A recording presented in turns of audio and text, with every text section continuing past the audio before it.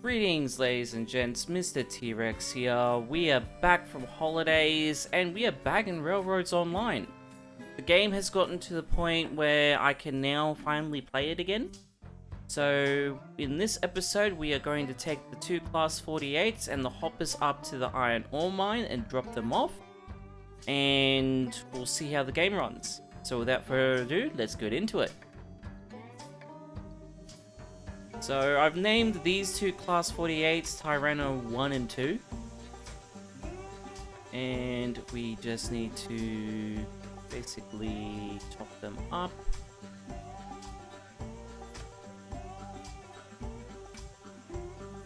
Go.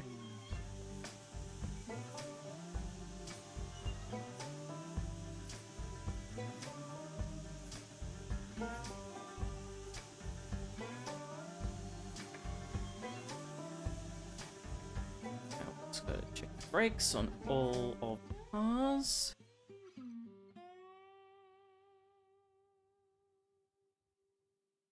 So I've done a few modifications to the track down near the refinery. I do want to change some of the stuff, but I'll have to see how it all is. Especially with the new pieces now been added into the game and the new locomotive as well.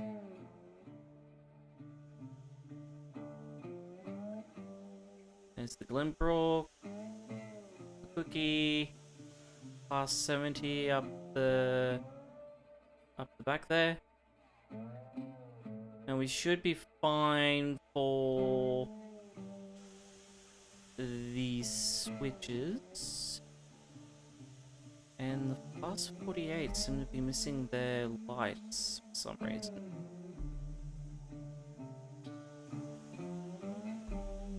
It would be nice though if we had the option of hiding the support and the lanterns to make it look a little bit cleaner. But yeah, it is what it is. Alright, fire temperature. It's over 200. Water is building. As soon as it hits over, I think it's 90, start to gain pressure. I gotta work more on the on this layout too.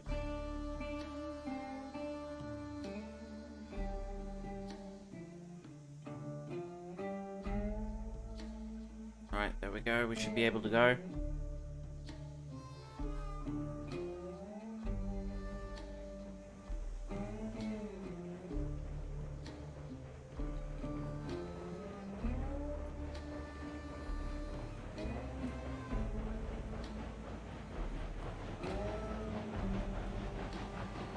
Oh, I tell you, it feels good being back in the game. Because the performance was so terrible.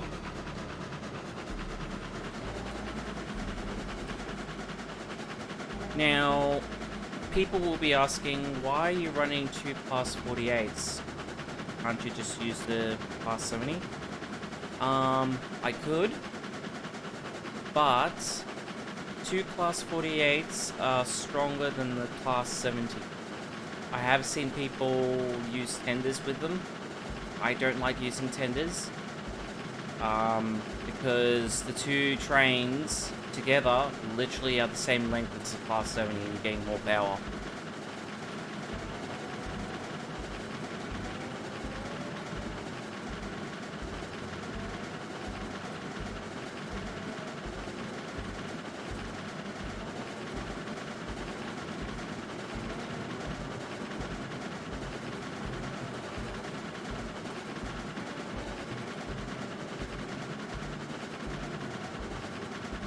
So we've got 12 hoppers. Those are all nice and dandy. I do want to redo this section here. I really want to redo this section.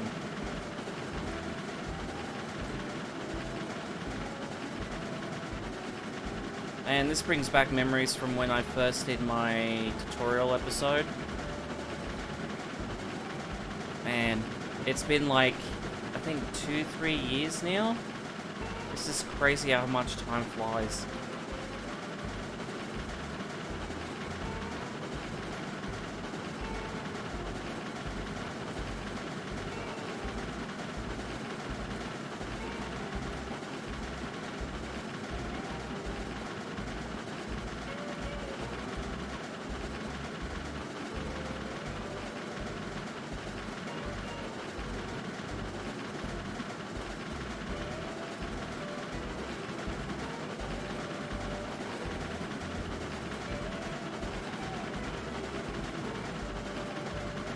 I don't think I'll be,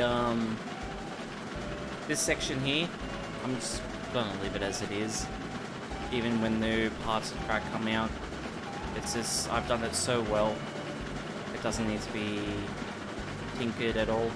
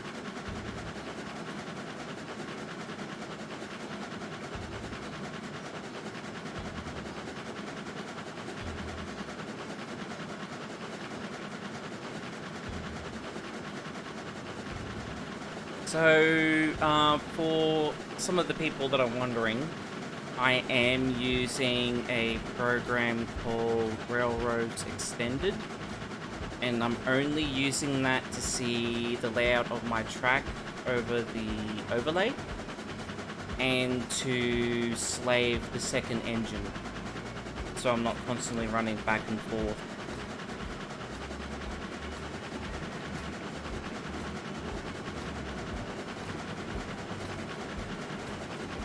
To be honest, I'm surprised this save is still intact, considering that there were issues with, what do you call it, the saving states, where some of the people lost their saves, and performance issues caused some of the files to be corrupted, and all this stuff, and yeah, I pretty much, knock on wood,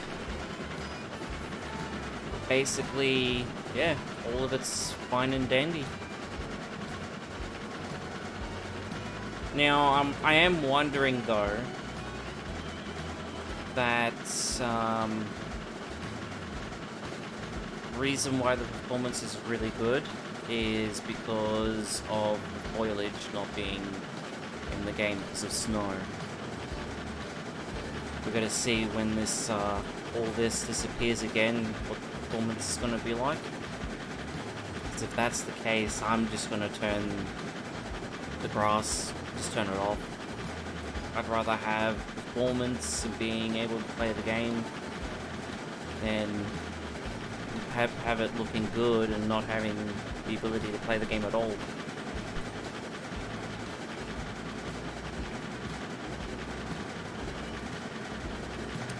So, this part here with the refinery, I do want to redo this. I got a couple of comments from the community stating that even though the layout for the refinery is really nice, the Corewood line gets blocked by the coal that's dropped. I mean the iron ore that gets dropped off at the refinery. So we gotta fix this up at a later episode.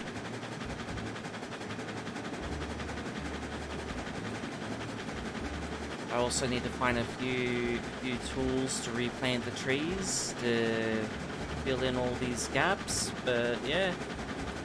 Added stoppers onto the tracks for the endpoints, which about time to be honest.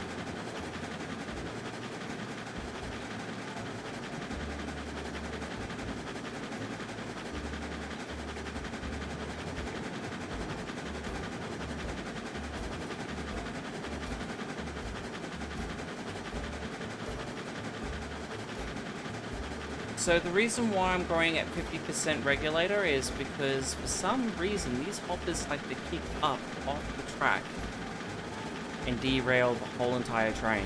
I'm not sure if this is because of the weight issue with the hoppers, but yeah, it's crazy. So I'm only taking this at 50% speed.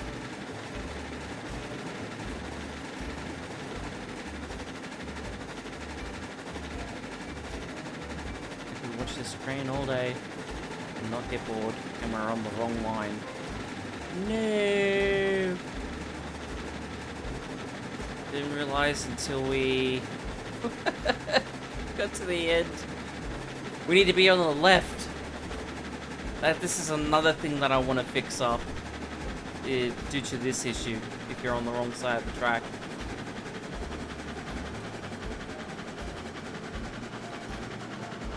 Alright, so what we're going to do is we're going to do a loop around the refinery, come back around, and we'll take that line to our left to the iron ore.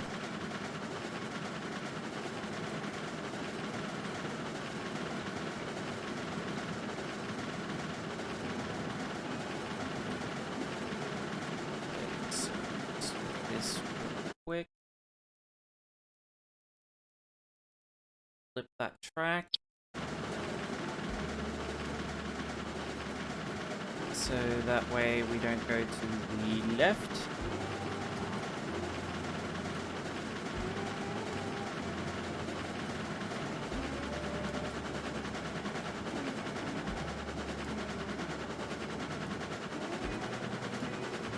I remember too, it's like I have this on hard and realistic physics, right?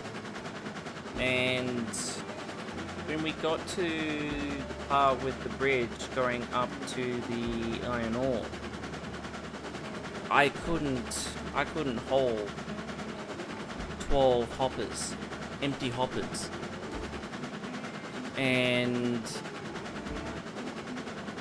I'm not sure if they fixed the weights on the hoppers, but now I can take 12 no problem up that area.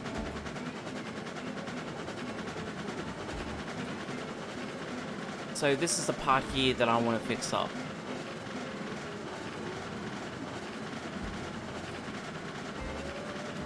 As you can see, the iron ore is blocking the Coolwood line. I'm just not sure how I would go about doing that. I'll have to come up with some sort of different layout to fix this.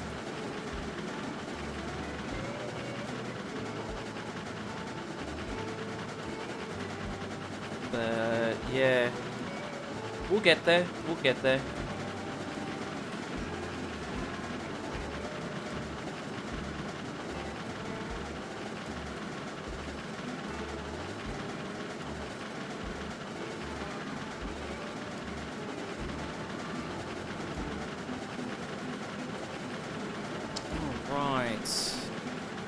So we should be good for this switch here. If we're not good for the other switch, it will flip over.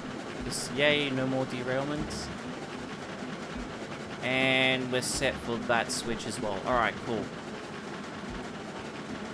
Now we may need to put the regulator higher than 50%, but we'll see how it goes.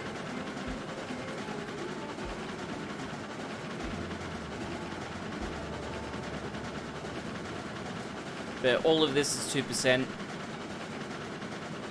I maintain some of the track. like this part here that we're going over. Because, you know, we don't have the ability to have the metal track without support, so this is based off the old track system with the new, with the foundations. Yeah, I'm gonna have this up to 100.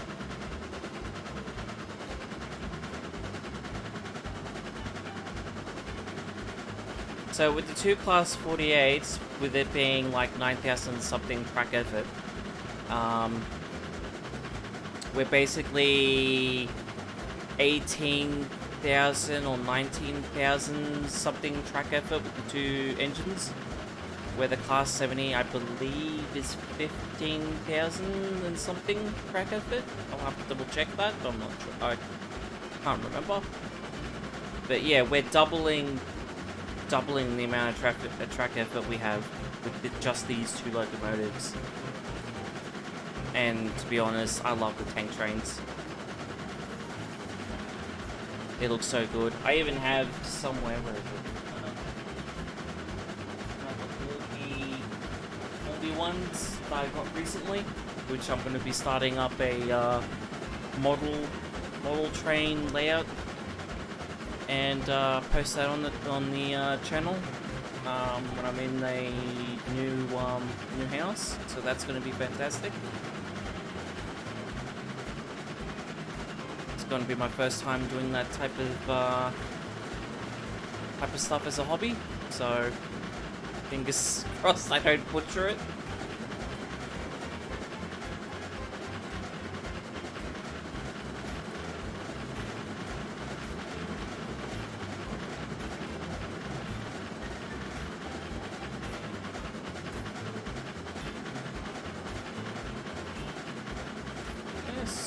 So far so good.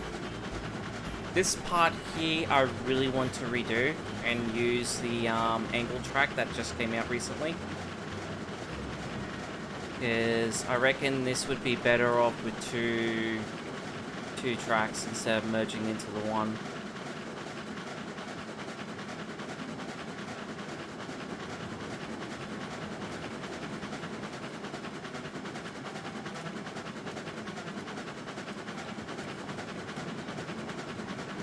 Pretty much see how we go with that. I'm gonna have to do some experimentation with those tracks. I also have a tutorial coming up soon, since now I have my performance back in the game. And I'll show everyone how to get these all lined up and nice and clean.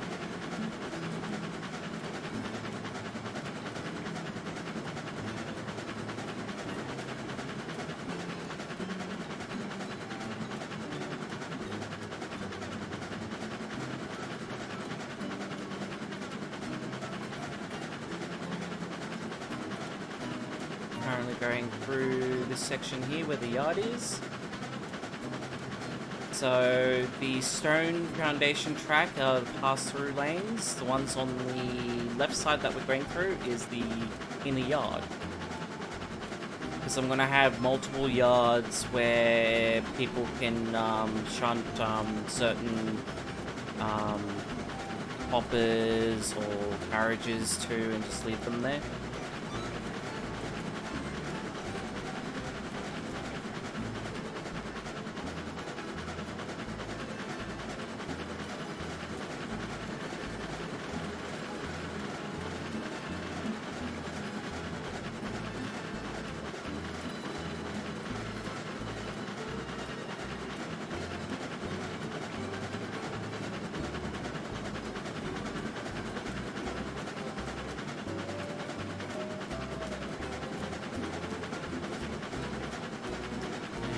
Going up the spiral.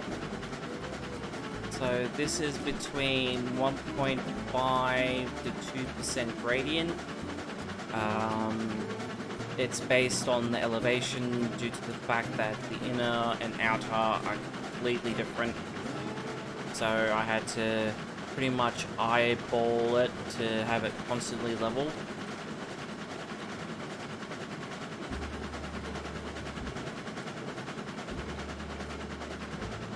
but all the track I'm trying to keep at 2%, so all the locomotives can go up and down every part of the layout without having any issues, unless they take way too much on their constant.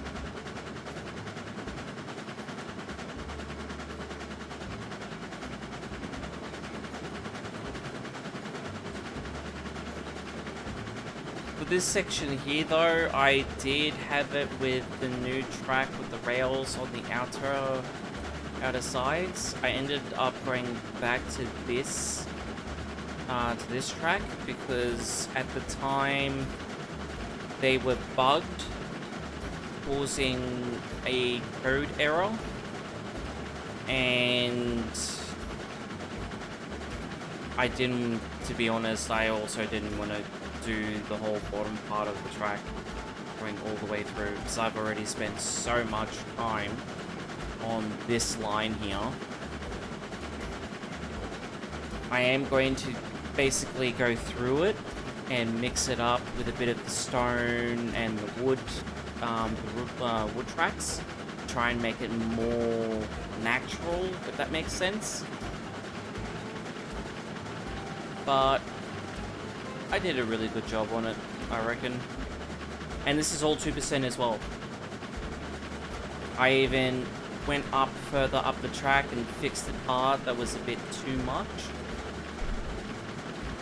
I do believe that was 3.5 at some point up the top. So I'll show you guys that once I get there.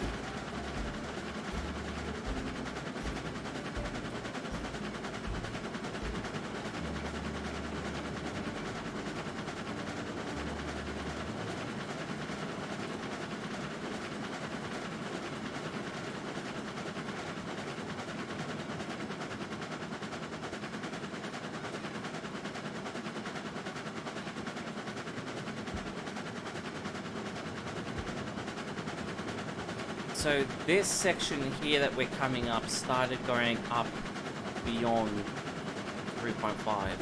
So I went back to the drawing board and basically built it from the bottom all the way upwards. And now it is basically between 1.8 to 2% gradient. And then come back onto the straight here, where it's pretty much like a 1%.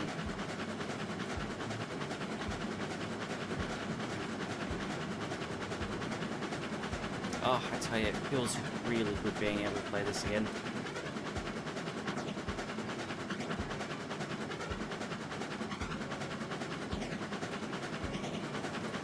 And I'm running a 1080. Like, I'm not running like a fancy 2000 or 3000 series card.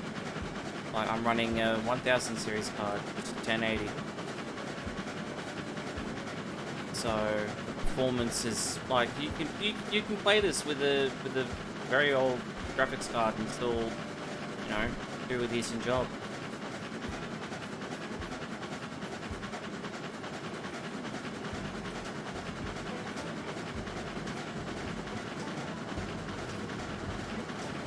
Need to cut that tree down. That is peeking through. Alright. We're gonna cut the engine.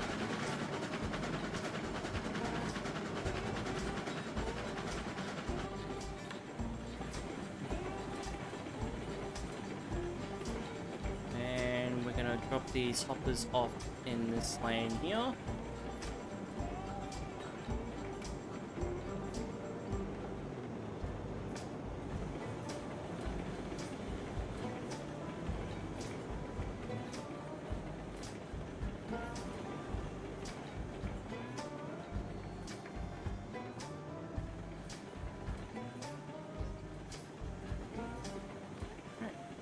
Brakes first, put a bit of throttle. This is how I brake. I do it the old style, and the Class 70 didn't have brakes. Alright. can now uncouple the engine. Make sure our brakes are on every single carriage.